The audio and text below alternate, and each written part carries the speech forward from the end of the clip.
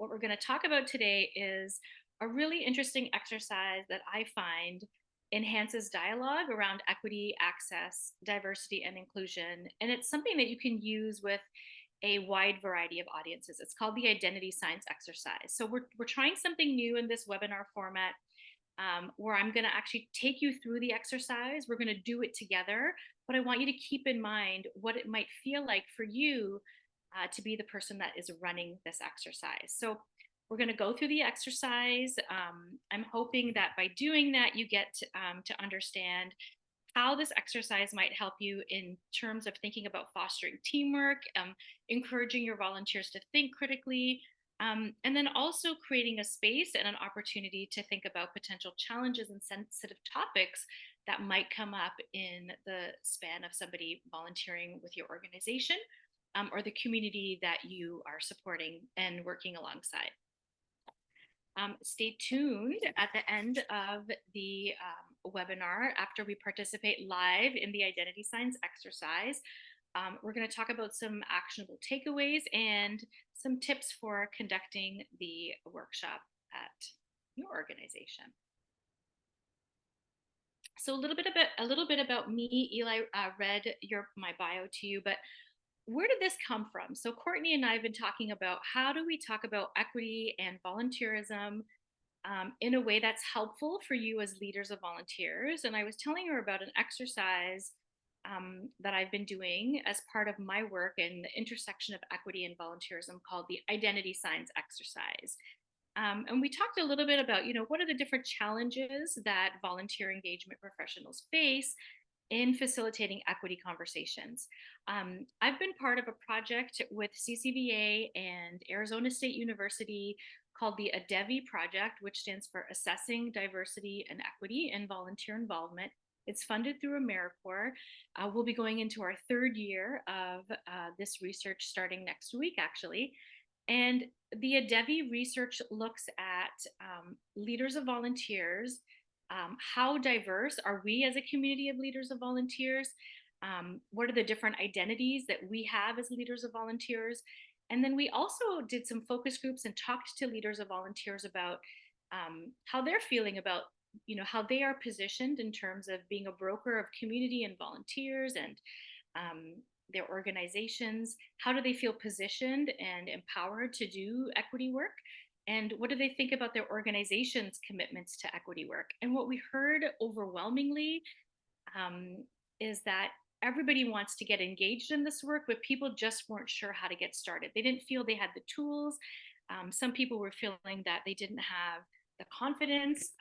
Some of us, if you're like me, you're still figuring out what your own biases are, and you're wondering, like, am I the person to lead this kind of work? And so what I'm here to say to you today is that it's really important that we just start. We can't sit by. There are people that are being left out who could really be useful in helping us to find solutions for our community. And it's really important that we start facilitating conversations with our volunteers and start upskilling ourselves, and thinking about the way that we can do that. So today I'm going to present you with one tool, and one way that you can start having those conversations. We really just can't keep things the way that the way that they are. And we really need to move forward in making sure that everybody is included in the invitation to volunteer and to be part of their community.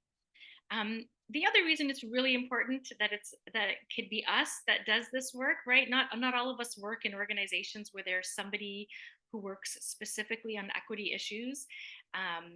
And that's all that they do, and they also have time to make sure that those things are rolled out and within our volunteer programs. But we have a really unique connection to community and volunteers. We have an amazing proximity and understanding of who our organizations exist to partner with, but also who puts their hand up and says we want to help be part of the solution. And so we have a really unique insight and proximity to that. And so to me, it makes sense that volunteer leaders get in on facilitating conversations with our volunteers.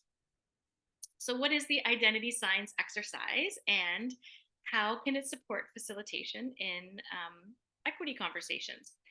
So The identity science exercise is an exercise, and I'm going to go through how you do it, some tips around how you do it. But basically, it's an exercise that asks people to sort of reflect on their identities, where they have privilege, where they maybe don't have privilege, and to really think about that in the space where other people are doing the same thing, and sort of to watch how other people react or how other people respond, and to also understand um, how easy and how difficult it is sometimes to answer the questions. And we're going to go through 9 questions together. Some of them will be really easy for you to answer, some of them will be difficult, some of them you'll be curious how people are answering the questions, um, and some of them will seem really obvious to you. And so there's a lot of reflection. It's a quiet exercise. And so for those of you, if you're thinking about running the identity science exercise, think about your own energy levels, your comfort with silence.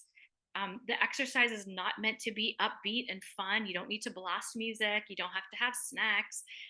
It's really about having reflection and giving people time to think. And it's also something to keep in mind about the identity science exercises. You're asking people to share a little bit about themselves, and some of the things that they share can be harmful, can be painful. And so, allowing for that quiet, allowing for that time for reflection is also a really respectful way to honor a person being a part of this exercise and just giving them the time. Why do we use the identity science exercise? So we use the identity science exercise for a lot of different reasons. One way to use it is to highlight who is present in a space and who is not. So as we go through the exercise together, I'll point out where we have a lot of presence in terms of identity based on who's here today. And then also where there are some obvious gaps, right? And what does that mean about this group and maybe decisions we might go through, or things that we might have some power and privilege around, or lack of power and privilege. So when you do the exercise in a group, it highlights exactly that, who's present and who's not. It also is really great in terms of helping you be aware um, that there are other people that have a very different reality than yours, right? And so how we show up and how we walk through the world, it can look really different. And when you're trying to build rapport amongst a team, it can be a mix of volunteers and staff and community members. It could be just staff and community members, staff and volunteers, volunteers and community members, whatever it is. It just helps us to helps us to understand that we each show up and experience the world in different ways. It also helps us to learn from each other's responses, right? So some of the questions that we ask, we'll ask you follow-up questions like, why did you choose that answer? And that's your opportunity to share a little bit about yourself. Um, when we're talking about identity signs, you're going to be asked some questions, and you're going to be asked, about the different parts of your identity, and you're going to be asked to identify, based on the question, which part of your identity is the right answer for this question. You're the only one who knows what the right answer is. It's not a quiz, it's just asking you to reflect. But the other thing that this exercise does, it helps us sometimes understand our own daily privileges, um, our own daily experiences with privilege and with power, with discrimination and struggle, and also to take notice of what other people are saying as well. Um, One of the other things it does is it helps us to understand that intersectionality, right? That idea that we have many identities that are all in play at the same time, look and feel different for everyone, right? We all have that in common. But sometimes I don't know that we always have that at front of mind when we're moving through our day, or when we're having exchanges with each other.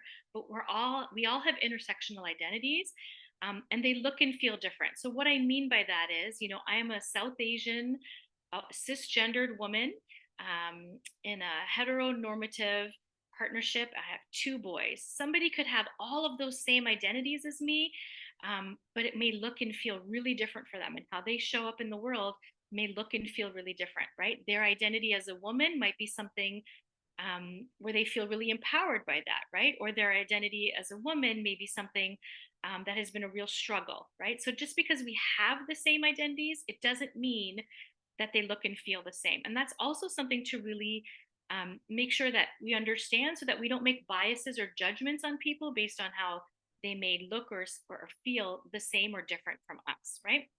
The identity science exercise, lastly, is just a really great way to either start conversations about equity or continue conversations about equity in a different way. All right, so let's get started. How we're going to participate in the identity science exercise today, and there's several ways that you can do it, but how we're going to do it today is we're going to be using Mentimeter. And so what you need to do if you haven't used Mentimeter before is, let me take you over to it. You're going to join at menti.com. So you can open up another window on your computer.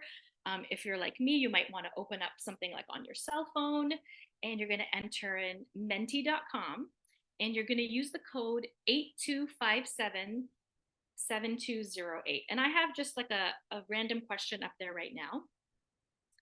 And when you get to that screen, you're going to be able to input your answer. Okay. So everybody pop over to Menti, and oh, look at that. Some people are early adopters, used to using Menti. What you're going to see is people's answers are, each of you is a little blue dot, and your answers popping up on the screen. All right. One of the things I like about using Menti and doing the identity science exercise in this way is that there's a level of anonymity, right? So when you give an answer, a blue dot flies somewhere, but nobody knows that it's you. Okay. And this is one way to do the identity science exercise, is to do it through Zoom, or even to do it in person where people are sort of looking at a screen perhaps, and people have the opportunity to participate in this way. So there's the anonymity that's there. And you'll start to see all the different responses being populated. Awesome. What a great group. So you all know how to use Menti. All right. Before we go any further, I want to make sure everybody can participate. Does anyone have any questions? And Erica in the chat, or I will help you. So the first thing you're going to do is go to menti.com. You're going to use the code that you see on the screen. And if you don't see it on the screen, I'll say it out loud. It's 82577208. It's going to be the same code the whole time. And whatever screen that you're using Menti on, if it's on your phone like I have, as we go through the Menti, the screen that you're looking at will also change. So if it's your smartphone, if it's another window, it will change as we go as well. So you don't feel like you have to switch back and forth between the slides or anything. They'll show up on your screen too. All right, I'm gonna just pop it into my Menti so I can join too. Make sure it's working. All right, awesome. So Shirley is saying it won't let me put in a code. Shirley, I'm going to give you a second to just try to catch up with us.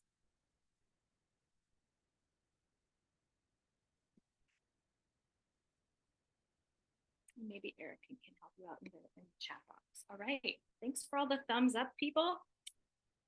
Looks like we're ready to go. All right, so I'm going to start presenting some questions to you, and some of them are going to seem like really easy for you to answer. So sometimes we'll see the blue dots move really quickly. Sometimes it may take a second. So before we go, what I want to say is, like, there's no race here. Just take your time to answer the questions as you're ready. And if you need some time to think about it, take some time to think about it. Menti lets me know how many people have responded. So if you look at the screen that we're looking at right now, I can see 104 people have responded out of about 160 of us that are here. And so I won't move on until I see that the majority of people have responded, okay? So then the other thing that you want to do is, once you're done, you make sure you submit your vote, and sort of then you just kind of wait till we're ready, okay? Okay, we still have people. Thank you for all the thumbs ups. Wow, they're like popping in. Lots of thumbs ups. I'm feeling really good about myself. All right. So take a look at the screen. Take a look at when people have their birthday.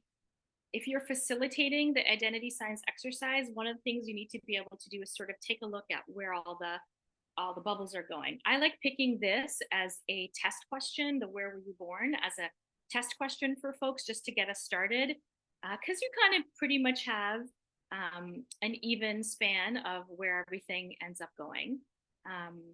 And it's an easy question for people to answer as well. Most people know the month that they were born. Okay. All right, so I'm going to move on to the next question. So my first question to you in the identity science exercise is, the part of my identity I'm most aware of on a daily basis is. Okay, you have 11 options. I want you to take the time to think about which one works for you. And while you do that, I will take a minute to explain why these options are here and where they came from. So, even though I'm joining you from Southern California, I am from Toronto, Canada, in Ontario. And in Ontario, we have something called the Ontario Human Rights Code. And these identities that are on the screen right now are the protected classes in the Ontario Human Rights Code. So I like to use them. If there's anything on here where you're unsure what it means, a lot of times people will say, "What's opinion?" Opinion usually means it can mean your political. It can mean like the political party that you support, or your just your opinion. You can't be discriminated against because of an opinion that you hold. Some people will say image. What does that mean? Image can be body image. It can be um, for folks. For a lot of folks, if you have a physical disability or difference, that might be part of your image as well. Some people think about image in terms of um, their weight. It could be the color of your skin, sort of like what you present.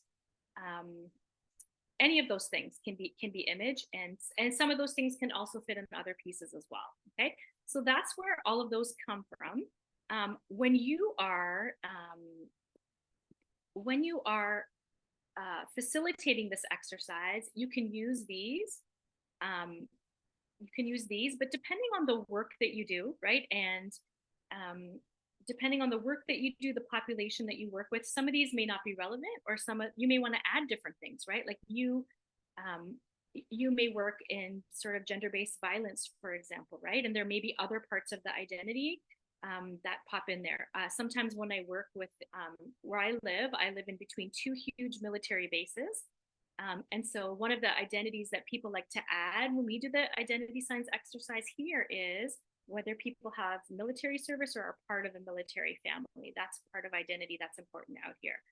Some organizations have um, other things like whether someone is a smoker or a non-smoker, for example, because that's part of um, what they do, or whether somebody is practicing harm reduction or abstinence, for example, in organizations that deal with addiction or substance abuse issues as well. So when you're conducting this exercise, think about what makes the most sense for you.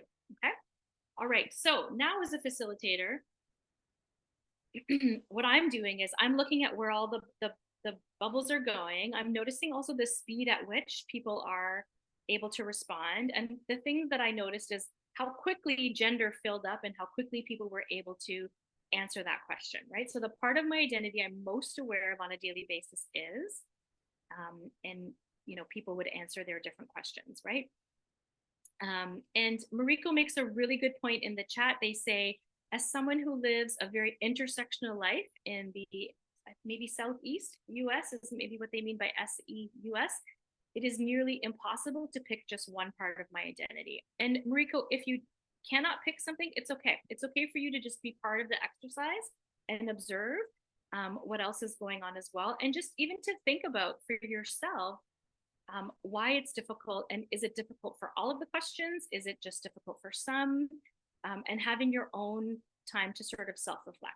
Okay, so one of the things to think about when you're doing the identity science exercise, and I'm not going to talk this much through all of the questions, but just in terms of trying to help you figure out how you would facilitate the exercise, is to look at where you see clusters, but also where you see very few responses. Okay, so when we're thinking about the part of our identity that we're most aware of on the daily basis, it's not a surprise to me that when we're in a space of volunteer engagement professionals where we know that we are a profession that's dominated by women or women identifying people, female identifying people, that gender is something that pops up,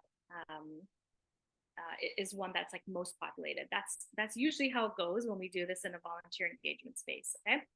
The other thing you want to think about is where are you seeing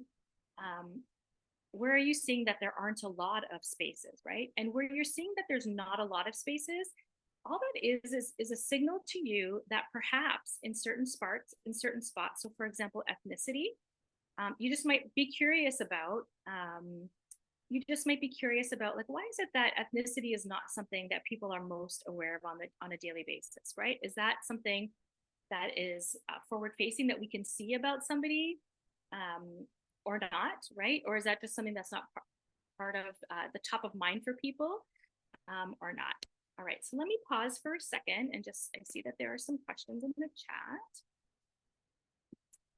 Hi, Undral. I hope I'm saying your name correctly. And your question is there a difference between gender and sex? Yeah, Undral, in North America, I'm not sure where you're joining us from, but in North America, there's a lot of discourse, a lot of conversation about gender and sex being biologically the gender, or the sex that you were born with, which is usually either male or female. Um, and gender is sort of your expression, how you feel, right? So how you express yourself in your gender on a daily basis, right? So that could be on a binary, but what we're learning and what people are expressing more and more and more is that there's so many different ways to express and to name what our gender is. And for a lot of people too, they're in a position where they're questioning that, right? Or thinking about what that is, and moving beyond what a binary is, right? And so for some people, the part of their identity that they may be most aware of on their daily basis. So for example, for me, I entered gender because for me, as a woman walking around, that's something that I'm always aware of. I'm always aware of my personal safety. I'm always thinking about where I can walk by myself or feel safe on my own. My gender is the biggest part of me that others can see as well. Okay. And Kendall makes a really great point in the chat as well. You may be more aware of your sex on a daily basis if you are transgender, as your biological anatomy may not line up with your gender. That's exactly right. And I love all the questions and the respectful answers in the chat, because that's the whole point of this exercise, right? Is there's no right or wrong answers. I'm asking you the part of your identity that you are most aware of on a daily basis. Nobody can tell you that what answer is right or wrong. That's your answer. But it's also really great for us to ask each other, what do we mean by these terms?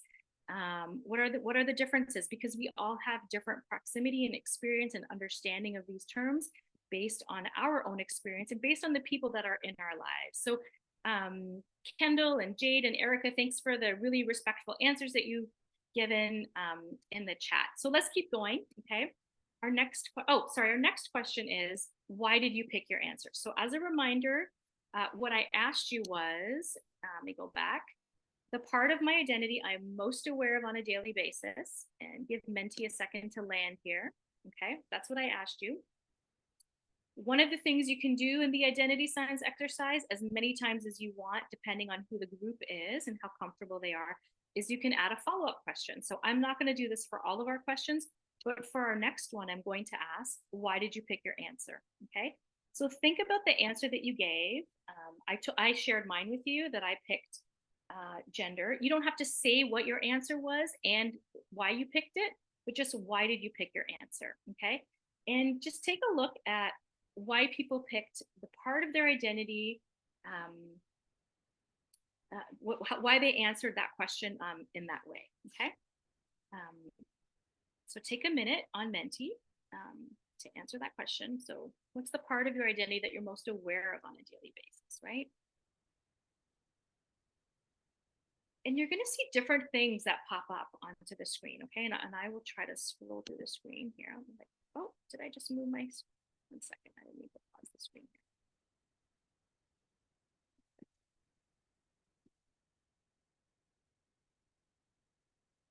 Did I lose my screen here, folks? Is it there? Yeah, we can see you. See it again? Okay, sorry. I'm trying to move the Zoom menu down so I can scroll, and a technical glitch there, but take a look at what people are saying, okay? So I'm not going to be able to read through all the responses, but there are a couple things, right? So what are people saying? It's how the world sees me first. It's the part of my most out of step with those around me and what makes me feel different. my answer was just what came to my mind first, right? It's a part of my daily thoughts. It's the most obvious thing about me. My culture is heavily defined by the image we present to the public. This has stuck with me my entire life since childhood. Someone else says being a mother. I work in a building that values all genders equally. I'm the oldest in my workplace. I work at a food bank and also live in a wealthier area than customers we serve, and I feel my class daily.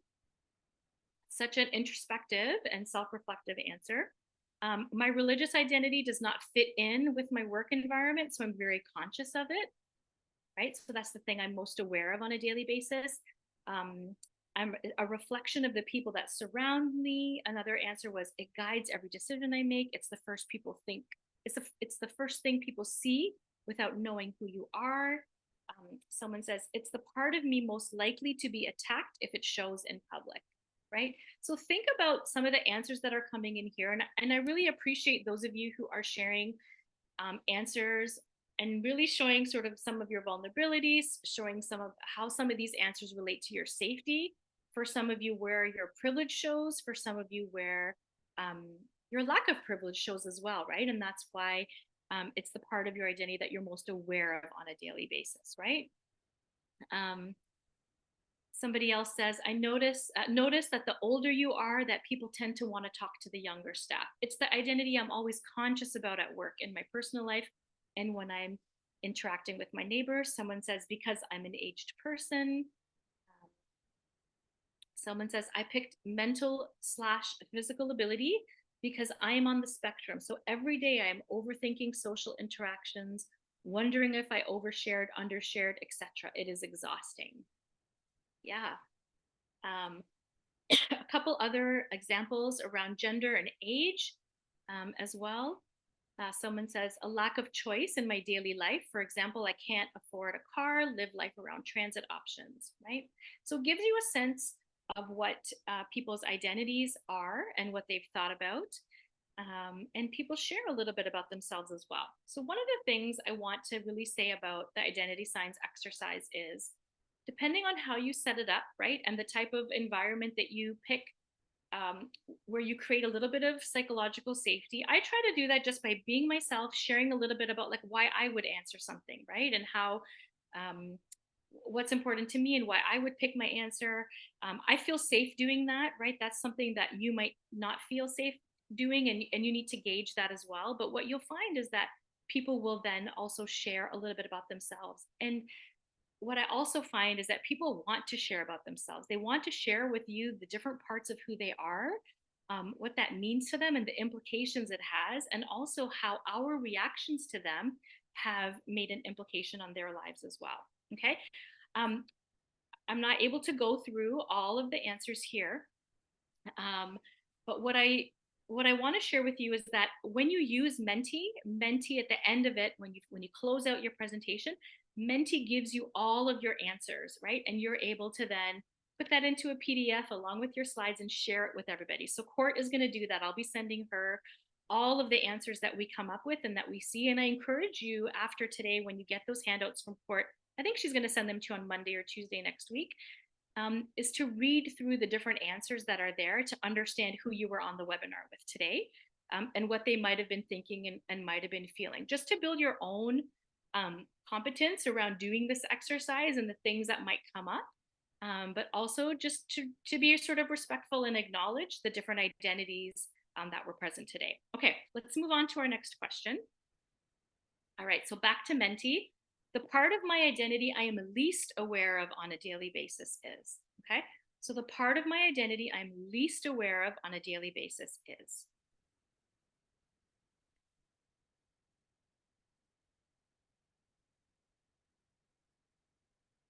And I'll tell you that this question often takes a minute. It's not one that people answer as quickly, and that's okay. One of the things that's useful as a facilitator is to just sort of respect those purposeful pauses that people need.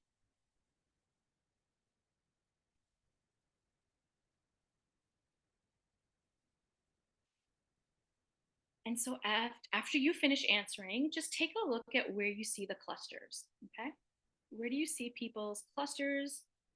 What might that have to say about power and privilege, right? Oftentimes, where we have privilege is what we think about the least, right? I always think about a leader in diversity work who was talking about his friend going on a vacation with his same-sex partner.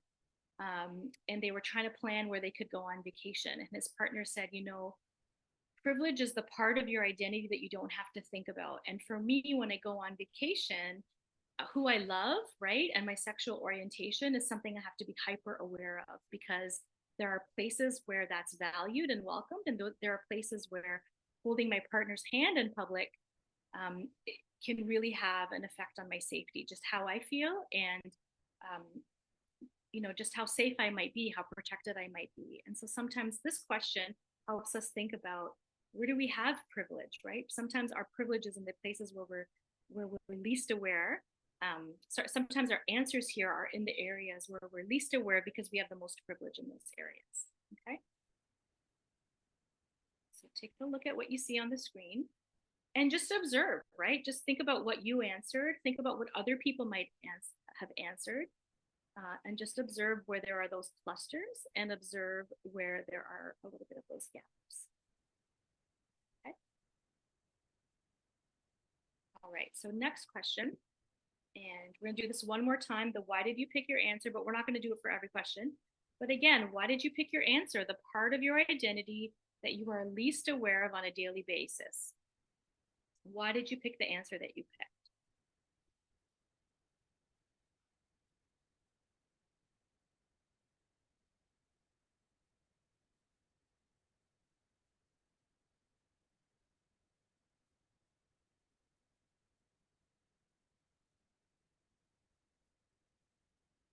All right. And so you'll see some of the answers that are coming up. I'm not religious. It's not important to me. I just don't really think about it daily.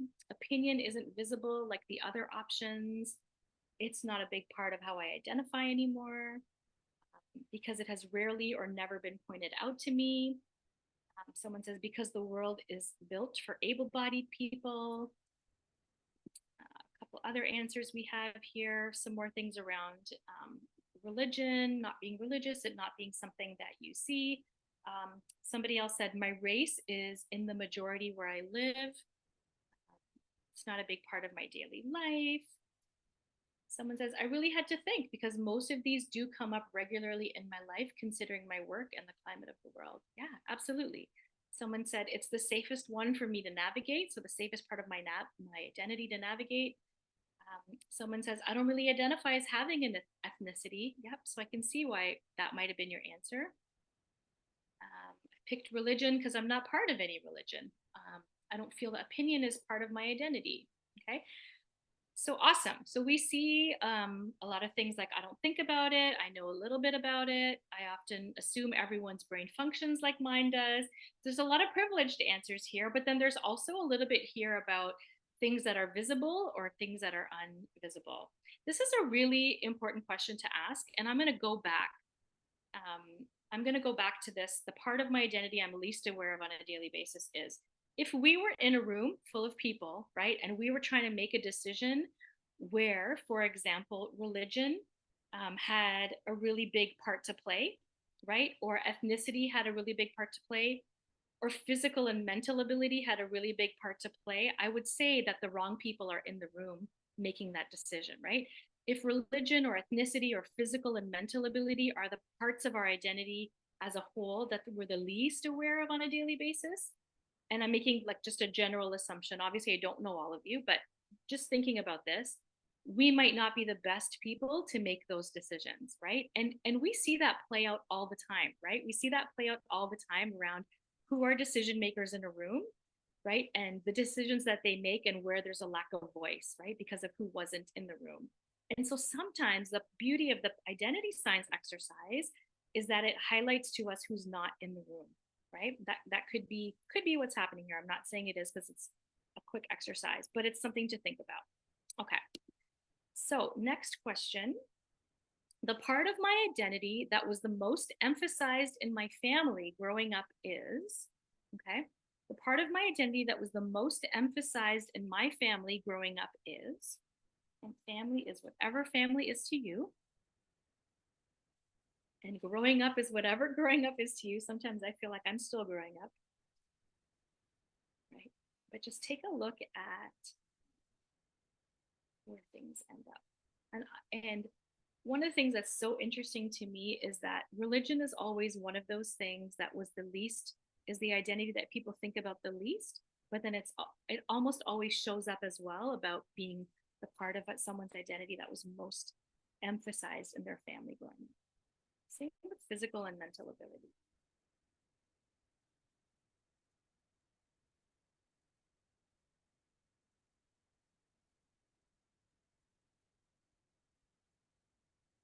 All right, so take a look at what you see.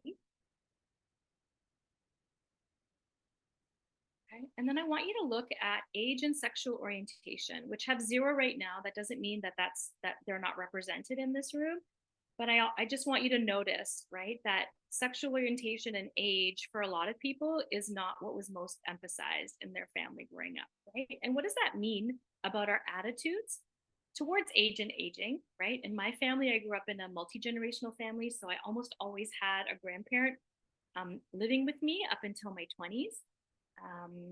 And age was not the most emphasized part of my identity, but it was a huge part of what was valued in my family.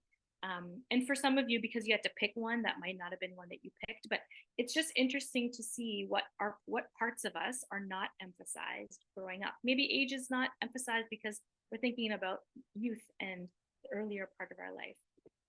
But again, just something to notice and something to think about. And also for yourself, reflect upon the answer that you gave and sort of how that is played out in you growing up and moving into adulthood, right? And what values, what thoughts, what truths do you hold to be true, or maybe even trying to unlearn in the work that you do because of what was emphasized in your family growing up.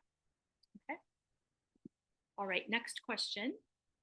The part of my identity that makes me feel discriminated against is. The part of my identity that makes me feel discriminated against is.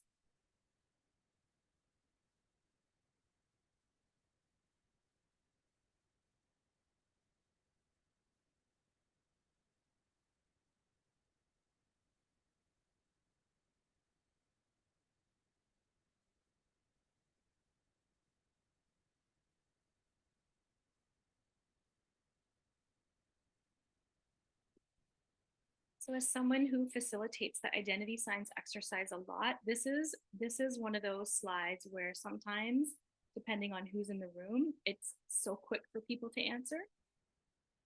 And sometimes it takes a while for people to answer. And that's oftentimes an expression of where we experience privilege, right? And then where we have feel marginalized, like we don't belong, or where we have parts of our identity that have been challenging, that have been painful for us as well. Okay, so take a look at what we see on the screen, sort of reflect on where you are, where other people are. You know, and there's things that you might be feeling around, you know, that are upsetting, that are like, yeah, you may just be nodding, like that makes sense, right? And just reflect on what that is for you, right? There's no right or wrong answers, but we're just looking at sort of who's in our space and who's in our room.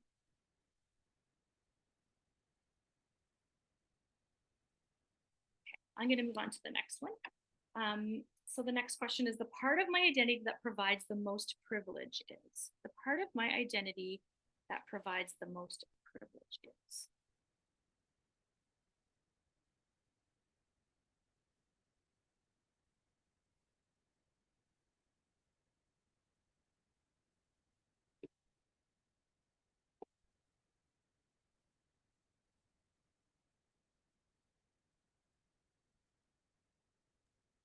I And used to say, oh, go ahead.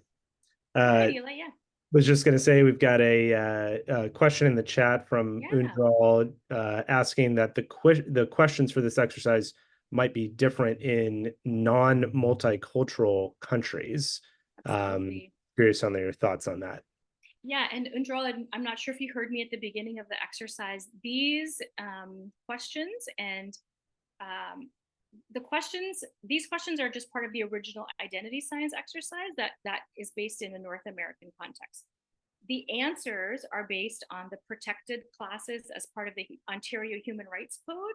And I like to use them, but you can pick whatever works for you, right? And so some of these things, you're absolutely right, may not make sense in a non-multicultural space, but they also may, because you can't assume that just because you're in a non-multicultural space now, you can't assume where all of your participants grew up and what spaces they were in before, right? And some of these questions have to do with past, some of them, they have to do with lots of other things. So I wouldn't make any assumptions about who all the people are in the room that are with you or in the space that are with you and what their collective experiences are.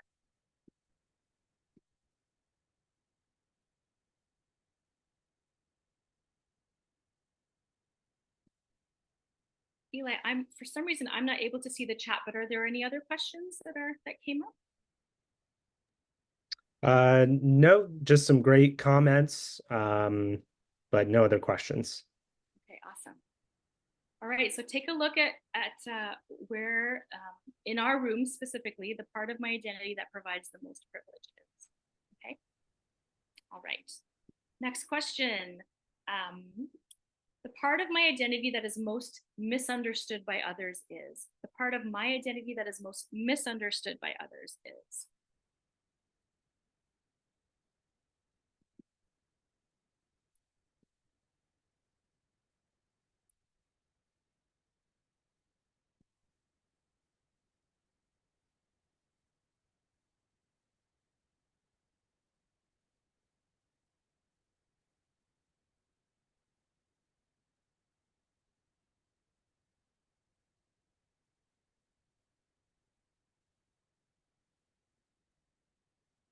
Awesome. So take a look and see sort of where people's bubbles are going, right? And for some people, this is an easy question to answer. For some, it may not be. And for you, if it's something that's not easy for you to answer, just reflect on, is that a product of your privilege, right? Is it because of privilege that it's hard for you to answer this? Is it because there's intersecting identities going on? And just sort of reflect on what's coming up for you and what it means for you. Okay. In here for a couple more answers to come in, see where the clusters are.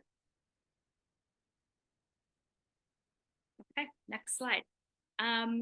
Why did you pick your answer? So if you think about the part of me, my identity that is most misunderstood by others, right? Here's where we landed. So think about how you answered the part of your identity that is most misunderstood by others. And the next question is, why did you pick your answer? Okay, so why is there a part of you that you feel is the most misunderstood by others? Okay, then we'll get into our last question.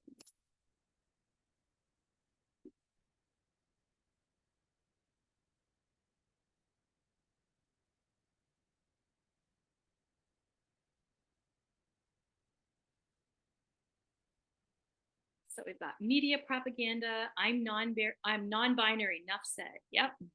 What you see now is not where I started. I have an invisible chronic health condition. I'm not religious and living in the Bible Belt. That can be super difficult. People don't believe how old I am. I have an invisible disability, so I look healthy slash fine. Um, mental ability as a woman seems to be undervalued. I hope this changes, but it has been my experience.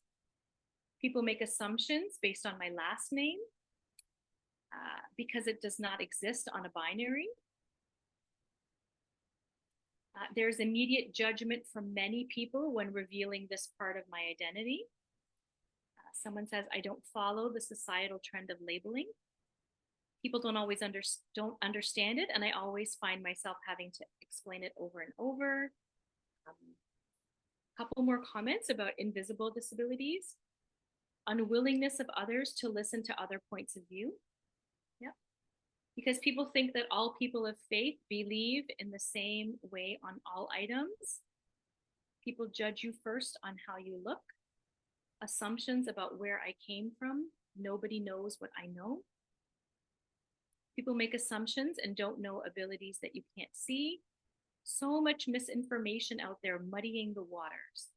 People assume things based on how I look, but I have an invisible disability. I am trans masculine and I live in the US. That's enough to sum it up. Yeah. I don't relate to how others view me. My professionalism and skills are questioned based on my age. It's really interesting because when I first started doing the identity signs exercise, the part of my identity that provides me the most privilege, like 10 years ago, was I always would go to the age category because I felt like my youth provided me the most privilege. And then as I've gotten older and I've been able to move in my career, I always pick a class for that. Like my ability to make money and my income is my class, and where I am now, which is very different from where I was born, is for me the part of my identity that provides me the most privilege. So it's it's so interesting when people have that understanding of their age and what it might be on any part of your spectrum about age. All right. So I'm not going to be able to go through this. Oh, I love this one. My accent throws many folks off. I'm often mistaken in terms of my country of origin. Yeah. And Yeah, Eli? yeah, just while we're getting a couple more answers in, just seems like there's a lot of interest in folks doing their own versions of this exercise, which is awesome. Yeah. I know I'm already buzzing and kind of thinking about this for the team that I lead because this is awesome. But just a quick clarification on how others can kind of customize it. Is it Yeah. really just more of a thing based on the how Menti works and how to do that, or is there another consideration on how to customize it? We're going to go through that. Let's get through our last question, and then I'm going to take you through some tips Perfect. about facilitation tips. Okay. All right. So we're not going to be able to go through everybody's answers, but I think a great thing to do is when you get these slides from Court next week is make sure you take the time to go through everybody's answers. And hopefully everyone will be seeing what you wrote as well in doing that. All right. Our final question is the part of my identity that I feel is difficult to discuss with others who identify differently is. Okay. So the part of my identity that I feel is difficult to discuss with others who identify differently is.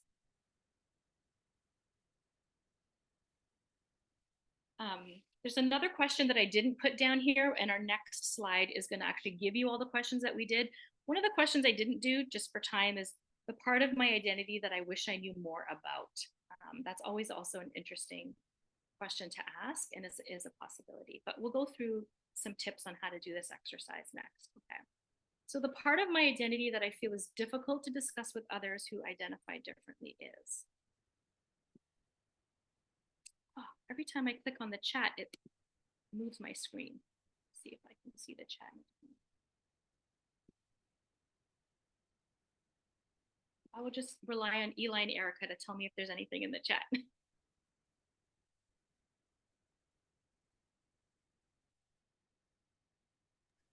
We've got a really great question that Yeah.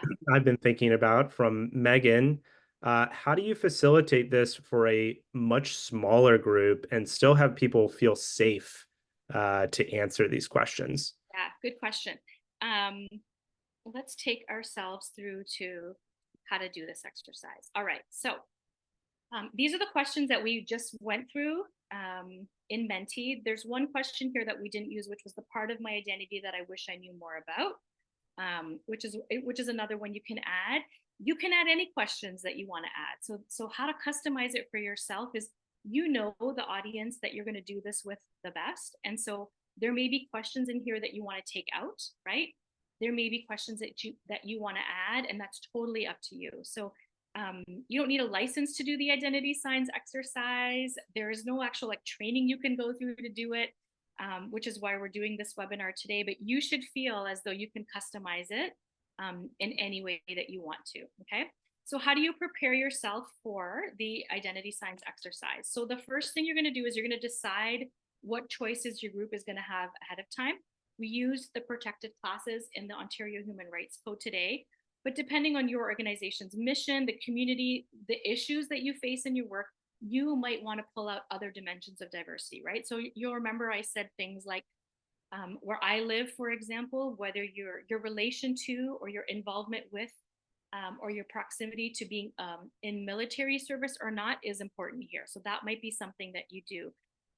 You may work with a specific health charity, right? So you may say you work with a health charity focused on cancer, for example. You may ask things like, um, are you a cancer survivor or not? That might be an identity that's important to pull out.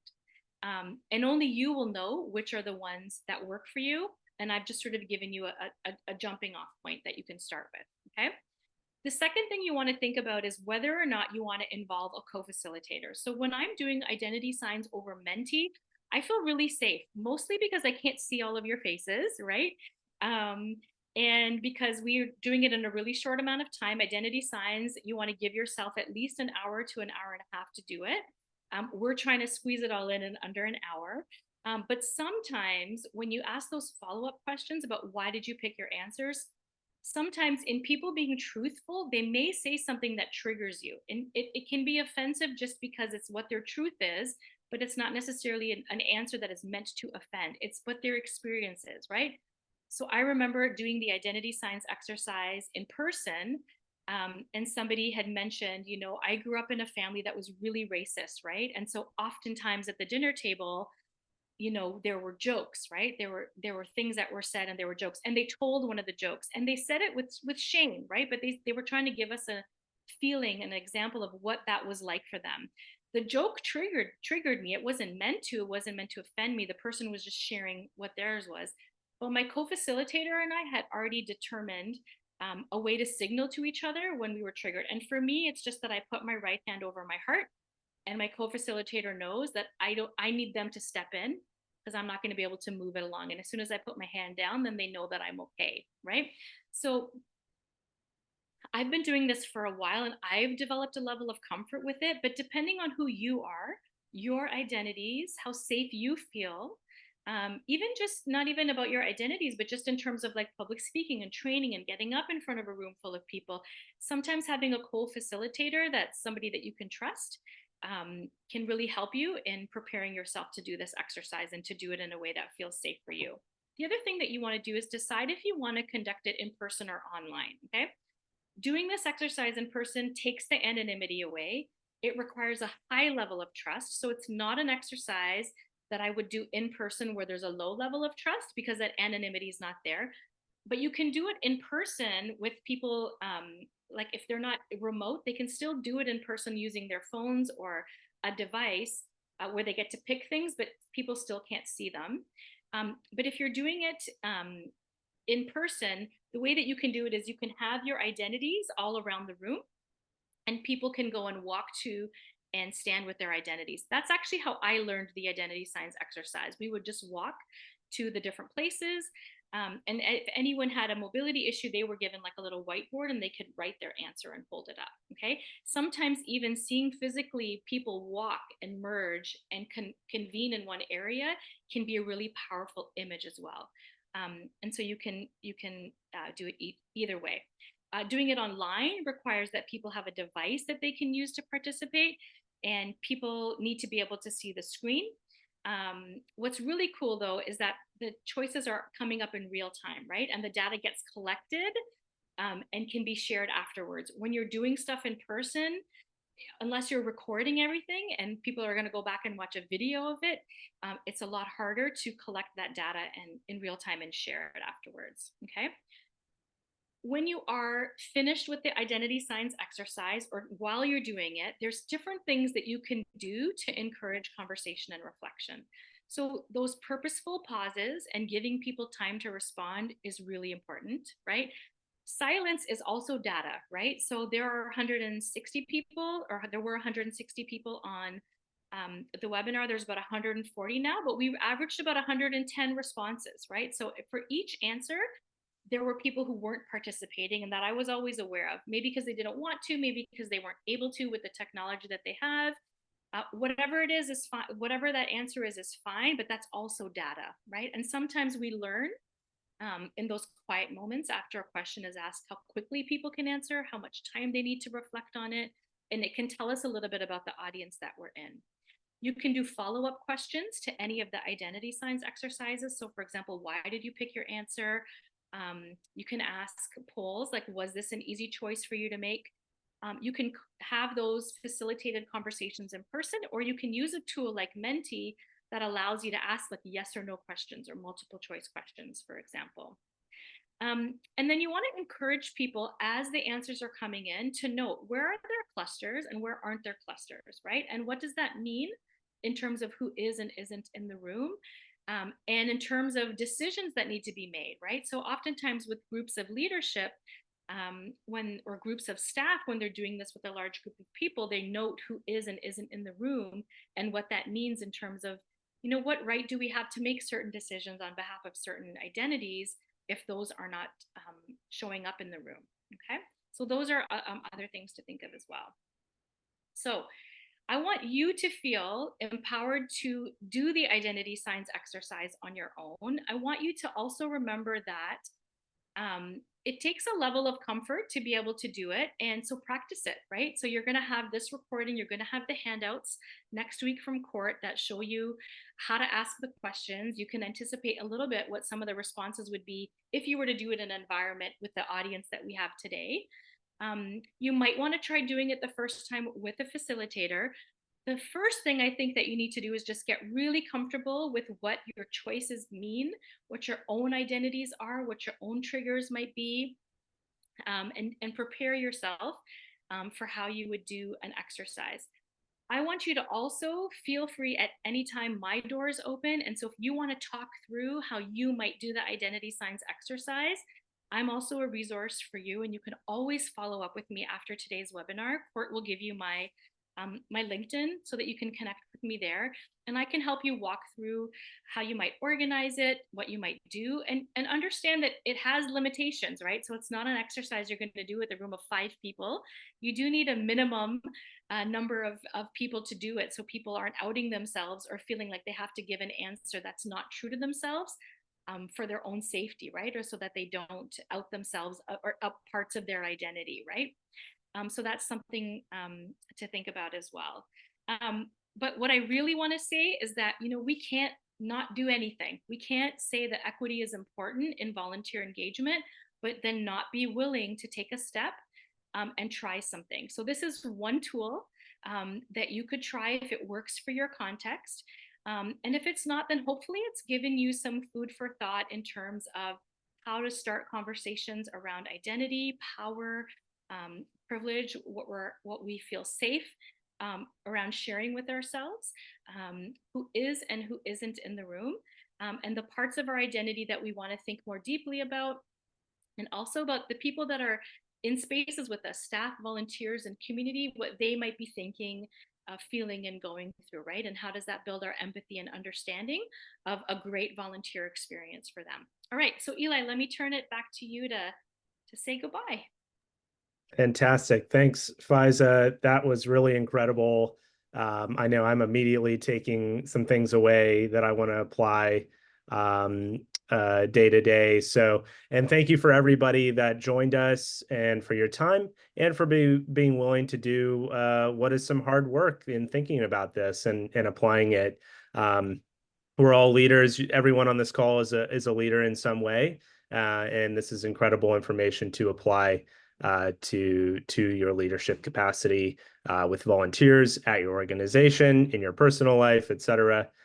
So thanks again for joining. We're Get Connected by Galaxy Digital Volunteer Technology.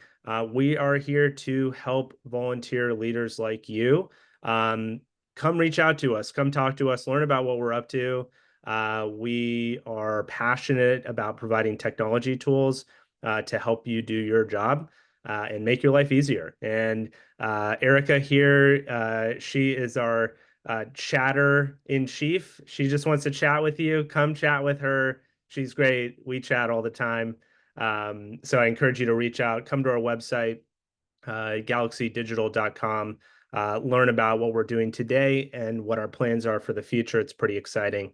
And keep an eye out in your email from Erica, you'll receive the recording as well as an invitation to dive a little bit deeper into how technology can help your organization. So thanks again to Faiza. Looking forward to hosting you again. Just an FYI also to everybody, we've got another webinar next month. It will be on October 23rd at 1 p.m. Eastern. We'll be hosting Toby Johnson, another CVA. So seeing a trend here with CVA and great speakers. Toby Johnson from Volunteer Pro. So definitely want to join that and look for your email for an invitation there. Otherwise, we'll say goodbye. Thanks again, Faiza. Thanks to everybody. Thanks, Erica, and take care. We'll see you soon.